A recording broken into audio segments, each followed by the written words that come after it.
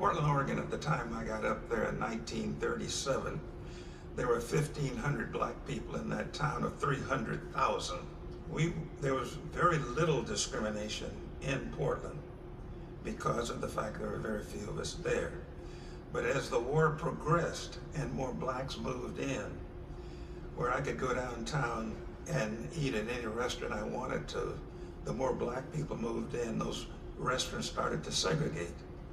And there were lots of places you couldn't go, which I used to go to because I grew up there. The train got to, I think it was Bristol, Tennessee, where it broke up. We were in the yards and they were remaking the train to pull out again. And before the train pulled out, 2 white MPs boarded our coach and said,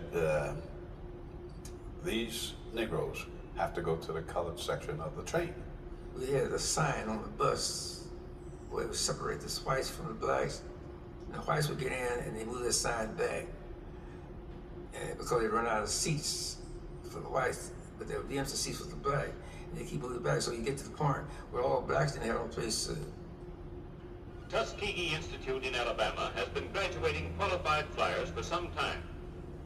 The United States Army Air Forces stationed at Tuskegee's fields hold classes on the campus to teach the fundamentals of ground school.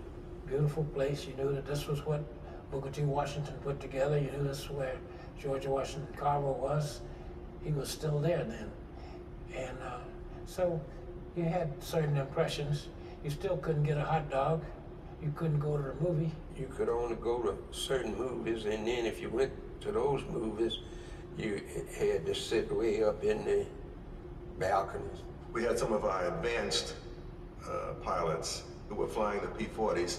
They flew around, they were practicing around the Tuskegee, and one of the airplanes, one time he had to land, not at the field, but the engine gave out. A farmer came running out, and when he saw the pilot get out, he couldn't believe that a black was flying an airplane.